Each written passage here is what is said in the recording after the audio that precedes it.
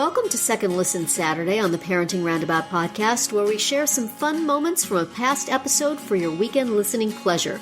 Look for new episodes every Monday through Friday. Today we're going to start our discussion with decisions. Catherine, you've been struggling with this. Yeah, so this started because the other day I had to deal with a last minute sick day decision. You know, are you sick or aren't you? Are you sick enough to stay home from school or not?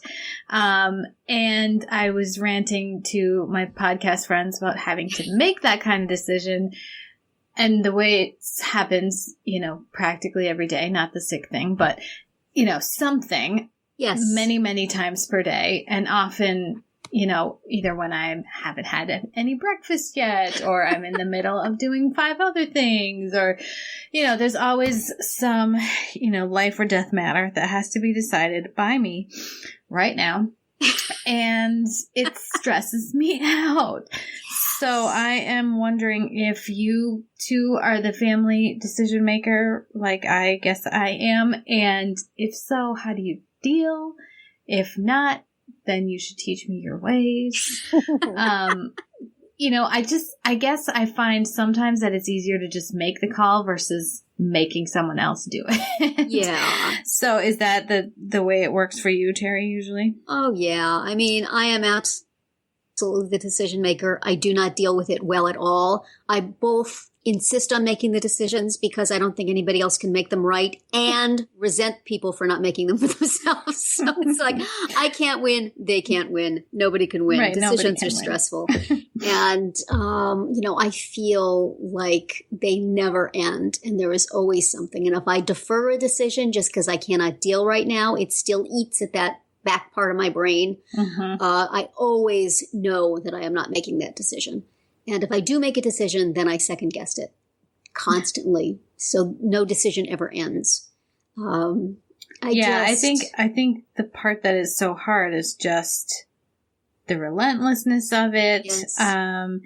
And, you know, everything seems to have equal stakes. Like, yes, you know, the decision on, you know, what we're going to eat for dinner, or whether or not I should, you know, go on the treadmill an hour later is just like it's so compounding, I guess. Yeah, it really does. Fortunately, my husband does make the decision about what to have for dinner. But, you know, you take something like insurance, which is just endless decision making. Mm-hmm. What plan do you pick?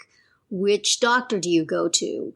You know, how do you which pharmacy, how do you put this particular claim in? Should you go for this? Should I call them today? Should I call them tomorrow? It's just, and the thought of having to teach somebody else how to do that. Yeah. You know, my kids now, I would like to get them to take that stuff over for themselves, as indeed I did when I was that age.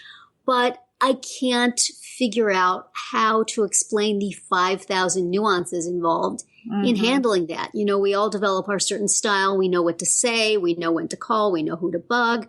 And so it's like once you take on that burden of decision making, you never lose it. It's always there. And I really would like if there could be like a decision holiday where just, you know, for these 5 days, there will be no decisions made. But I know it will even happen. And, you know, even if we go on vacation, you think wonderful, a peaceful vacation where nothing to think about, except I'm always the one who has to plan what we're going to do. Right. And then if anybody's unhappy about what we do, it's then your I fault. Get mad. It's my fault. Everything is my fault. You know, if the plane is late, if there's traffic, you know, if we stop at the wrong fast food joint and they don't have what you want. Mm-hmm. It's exhausting, isn't it? Yes. And yet I think we have one Zen master of decision-making amongst us. Oh, Nicole, tell us your ways. Show us how we might follow. Honestly, bow down to you. Well, unless you want to be self-doubting, over-anxious kind of person who doesn't. We're that already.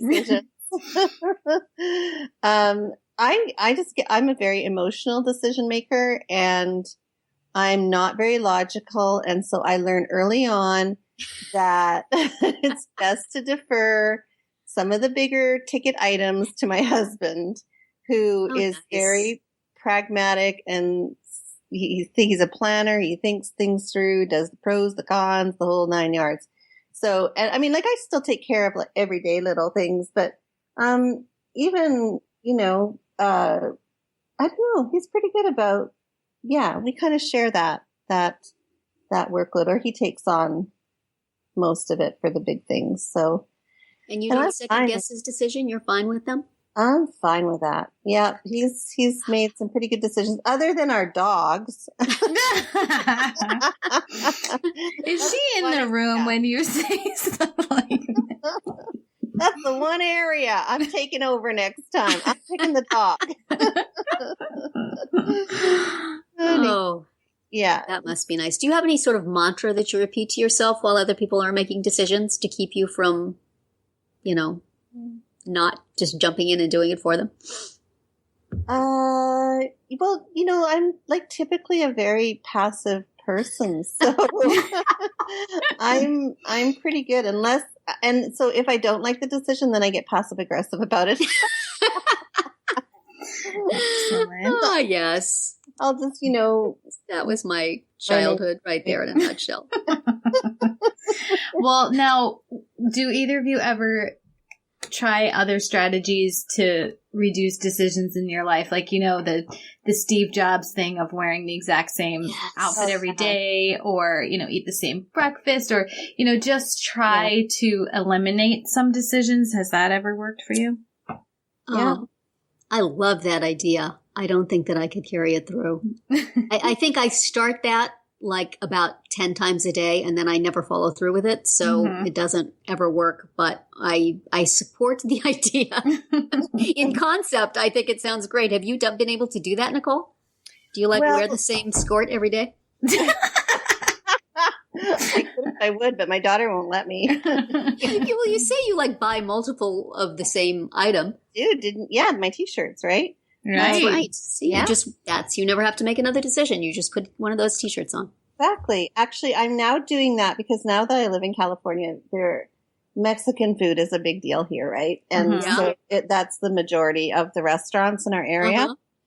I don't know Mexican food at all outside of what's on the Taco Bell menu. And so, because I grew up in Canada. And so I go to Mexican dish of choice is just a chicken and cheese quesadilla. So wherever we go, if we're going out for Mexican, or if I'm at my friend's house, whatever, if it has to do with Mexican food, I'm just going to make it easy on myself because I know that I like that. And I'm not really ready to try anything else yet. Yeah. So that's safe choice.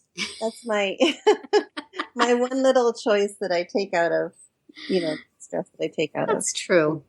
Mm-hmm. That's a good way. Guys? Well, and Terry, don't you have, this isn't your decision because you don't do the cooking, but isn't there like a meal rotation? There is. So see, apparently my husband is good at that. Right. At reducing decision making to a formula. And we do have, we order out one night a week, and we have a list of places we go, and we go through them in order. So every week it's okay, which one is up next, and we do that. See, that's so I a guess good that idea. is helpful. Yeah. But in my personal stuff, or in the bigger picture things, it is harder to do that. Yeah. I do have a pile of things on my chair that I pick out clothes out of. Does that count? I will always dress out of the pile of things on my chair that have not been put away. That's how my daughter gets dressed, I think.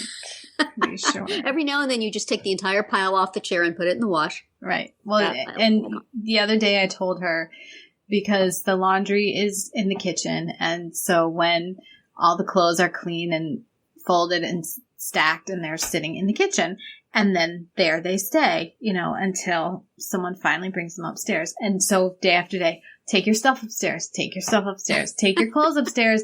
I can't stand looking at your clothes anymore. Take them upstairs. And so finally I said, you have 24 hours, which is more than enough time. Yeah. Whatever's left in here is becoming mine, and you will have to buy it back from me. And she just looked at me like, what? Are you? I'm serious. Take it upstairs because I can't stand it any longer. And it worked. So it's not a bad idea. It's our parenting advice for the day, people. I will use that thread again if I have to. That's very nice. I wonder if that would work on other family members. You know, if does your husband leave stuff lying around? Yep. But if he had to buy stuff back from me, it would just be, you know, taking from one pocket and putting it in the other. You have to devise another means of payment. Yeah, exactly. Well, so then once you, going back to the decisions instead of the threatening of other family members, once you make a decision, are you done, or do you have to keep thinking about it? Because I think that makes it worse, doesn't it, Terry? Yeah, I think I've already confessed to that. No decision is ever really, truly made. It will be revisited in the short term, and then in the long term. I am rethinking decisions that I made when my kids were like in kindergarten and first grade. Oh, no. Yeah, so it's a never-ending cycle. This is why my people wind up in a dark room with a washcloth over our eyes, because it never stops. There's new decisions coming on top, but the old decisions never go away. They are down there festering. So this is like a therapy session. Are you guys going to give me a bill when we're done? Yes, I am in many ways. I will not give you a bill as long as you put your clothes somewhere other than the kitchen counter. Perhaps I should just write you a blank check now, Catherine. In receipts alone, I have violated that rule. Well, see, and I could second guess my decision to keep the laundry machines in the kitchen, which I decided when we laundry machines in the kitchen. Yes. How does that work? Well, they're hidden behind cabinet doors, but when we renovated our kitchen, what we did was the laundry room was adjacent to the kitchen, and it was huge, and it had all the windows, and it was nonsensical. So we merged them together, and I didn't want the laundry to go in the basement because I was used to having it right there next to the kitchen. So I said, keep my laundry here, please. And so, so they did, you know, we installed it in the kitchen, and it has a counter on top, and it has, cupboard doors enclosing it. So you wouldn't know, except for the fact that there's always clean clothes piled up. And there's a hamper. There's like a built-in hidden hamper. Not that anybody understands how to use that. Wishful thinking. Right. But see, if you spill something on yourself during dinner, it's right there. I know, it's right there. And, you know, we used to have the kid always bathe the kids on the first floor too, in that bathroom. So then those clothes didn't need to make a trip upstairs to the hamper and then back down to the laundry. They could just go right into the hamper downstairs. Sounds perfectly utilitarian. I would not second guess that. But then, you know, when I'm just looking at the piles, then I think, wouldn't it be nice if I had a separate laundry room and I could just close the door? You need some sort of closet to shove the clothes in. Right. So they're out of sight. Right. Well, see this kitchen/laundry room, Catherine. You need. I think we require pictures to share with our listeners. I will share. One of these days, one of the decisions that's in my head that needs to be made that is not being made and bothering me is that I would like a new kitchen. It's a barrel of laughs, let me tell you. Mess. Well, see, this is why I don't make the decision to do it. That and the fact that, like, you know, we don't have the money. And I'm afraid of contractors, but also that it's just a few minor details. It's like pulling a thread from a sweater and then the entire thing comes apart. Yes. I'm afraid to do anything in my house, but I will keep that in mind. Yes, it's a double-edged sword.